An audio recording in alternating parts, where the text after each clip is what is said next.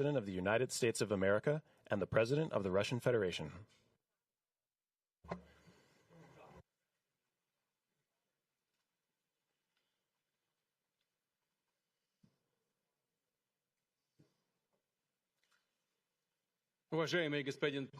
Mr. President, ladies and gentlemen, our negotiations have been held in a constructive atmosphere of mutual respect. We have very thorough negotiations that were quite useful. I would like to thank once again my American counterpart for the proposal to travel out here to Alaska. It only makes sense that we've met here because our countries, though separated by the oceans, are close neighbors. So when we've met, when I came out of the plane and I've said, "Good afternoon, dear neighbor. Very good to see you. In good health and to see you alive." I think that is very neighborly. And I think that's some kind words that we can say to each other. We're separated by the Strait of Bering, though there are 2 islands only between the Russian island and the U.S. island. They're only 4 kilometers apart. We're close neighbors, and it's a fact. It's also important that Alaska has to do with our common heritage, common history between Russia and the U.S., and many positive events have to do with that territory. Still, there is tremendous cultural heritage back from the Russian America. For example, Orthodox churches and a lot of more than 700 geographical names of Russian origin. During the Second World War, it was here in Alaska that was the origin of the legendary air bridge for the supply of military aircraft and other equipment under the Lend-Lease program. It was a dangerous and treacherous route over the vast emptiness of ice. However, the pilots of both countries did everything to bring closer the victory. They risked their lives and they gave it all for the common victory. I was just in the city of Magadan in Russia, and there is a memorial there dedicated to the Russian and the U.S. pilots. And there are 2 flags, the U.S. flag and the Russian flag. And I know that here as well there is such a memorial.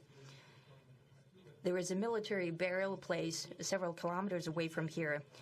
The Soviet pilots that buried there who died during that dangerous mission. We're thankful to the citizens and the government of the U.S. for carefully taking care of their memory. I think that's very worthy and noble. We'll always remember other historical examples when our countries defeated common enemies together in the spirit of battle camaraderie and allyship that supported each other and facilitated each other. I'm sure that this heritage will help us rebuild and foster mutually beneficial and equal ties at this new stage, even during the hardest conditions. It is known that there have been no summits between Russia and the U.S. for 4 years, and that's a long time. This time was very hard for bilateral relations, and let's be frank, they have fallen to the lowest point since the Cold War. I think that's not benefiting our countries and the world as a whole.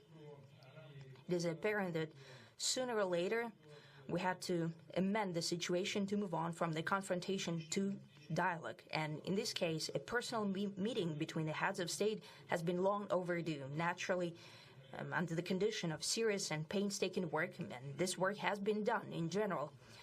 Me and President Trump have very good direct contact. We've spoken multiple times. We spoke frankly on the phone. And Special Envoy of the President, Mr. Witkoff, traveled out to Russia several times. Our advisors and heads of foreign ministries kept in touch all the time. And you know fully well that one of the central issues was the situation around Ukraine. We see the strive of the administration and President Trump personally to help facilitate the resolution of the Ukrainian conflict. And his strive to get to the crux of the matter, to understand this history, is precious. As I've said, the situation in Ukraine has to do with fundamental threats to our security. Moreover, we've always considered the Ukrainian nation, and I've said it multiple times, a brotherly nation, however strange it may sound in these conditions. We have the same roots, and everything that's happening is a tragedy for us and terrible wound. Therefore, the country is sincerely interested in putting an end to it. At the same time, we're convinced that in order to make the settlement lasting and long-term, we need to eliminate all the primary roots, the primary causes of that conflict. And we've said it multiple times, to consider all legitimate concerns of Russia and to reinstate a just balance of security in Europe and in the world on the whole. And I agree with President Trump, as he has said today, that naturally the security of Ukraine should be ensured as well. Naturally, we are prepared to work on that. I would like to hope that the agreement that we've reached together will help us bring closer that goal and will pave the path towards peace in Ukraine. We expect that Kiev and European capitals will perceive that constructively and that they won't throw a wrench in the works.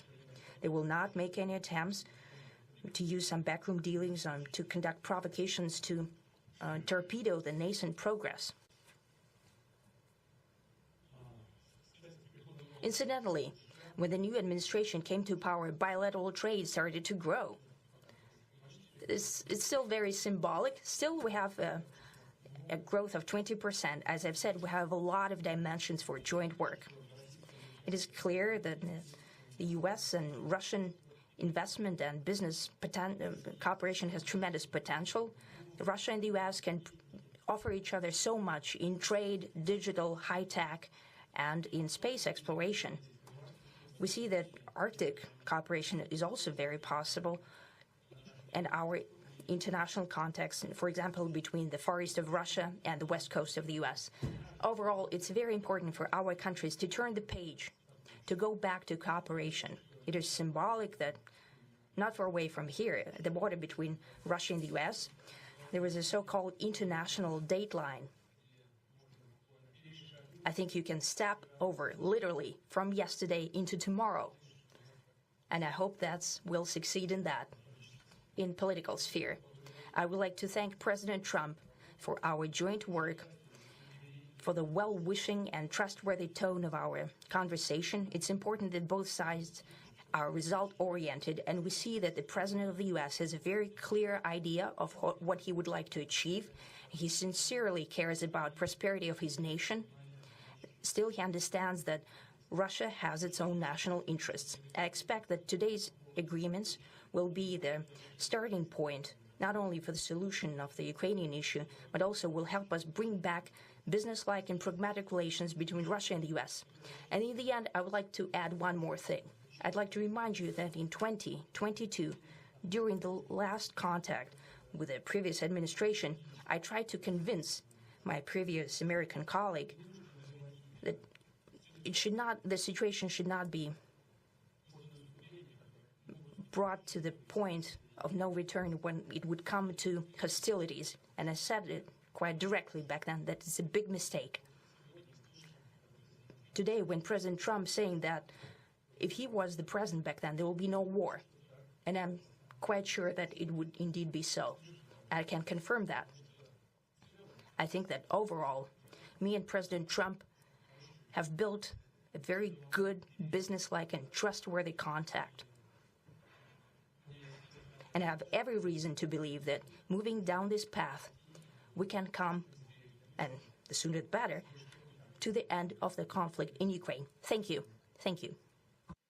Well, thank you very much, Mr. President. That was very profound, and I will say that I believe we had a very productive meeting. There were many, many points that we agreed on, most of them, I would say, a couple of big ones that we haven't quite gotten there, but we've made some headway. So there's no deal until there's a deal. I will call up NATO in a little while. I will call up the various people that I think are appropriate, and I'll, of course, call up President Zelensky and tell him about today's meeting. It's ultimately up to them. They're going to have to agree with what Marco and Steve and some of the great people from the Trump administration who've come here, Scott and John Radcliffe, thank you very much. But we have some of our really great leaders. They've been doing a phenomenal job. We also have some tremendous Russian business representatives here, and I think, you know, everybody wants to deal with us. We've become the hottest country anywhere in the world in a very short period of time, and we look forward to that. We look forward to dealing. We're going to try and get this over with. We really made some great progress today. I've always had a fantastic relationship with President Putin, with Vladimir. We had many tough meetings, good meetings. We were interfered with by the Russia hoax that made it a little bit tougher to deal with, but he understood it. I think he's probably seen things like that during the course of his career. He's seen it all, but we had to put up with the Russia hoax. He knew it was a hoax, and I knew it was a hoax, but what was done was very criminal. But it made it harder for us to deal as a country in terms of the business and all of the things that we'd like to have dealt with. But we'll have a good chance when this is over. So just to put it very quickly, I'm going to start making a few phone calls and tell them what happened. But we had an extremely productive meeting, and many points were agreed to. There are just a very few that are left. Some are not that significant. One is probably the most significant, but we have a very good chance of getting there. We didn't get there, but we have a very good chance of getting there. I would like to thank President Putin and his entire team, whose faces, who I know in many cases, other than that, whose faces I get to see all the time in the newspapers.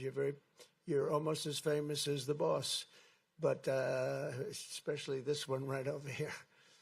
But we had some good meetings over the years, right? Good, productive meetings over the years, and we hope to have that in the future. But let's do the most productive one right now. We're going to stop really 5, 6, 7,000, thousands of people a week from being killed, and President Putin wants to see that as much as I do. So, again, Mr. President, I'd like to thank you very much, and we'll speak to you very soon and probably see you again very soon. Thank you very much, Vladimir. Next time in Moscow. Oh, that's an interesting one. I don't know. I'll get a little heat on that one, but I could see it possibly happening. Thank you very much, Vladimir. And thank you all. Thank you. Thank you. Thank you so much.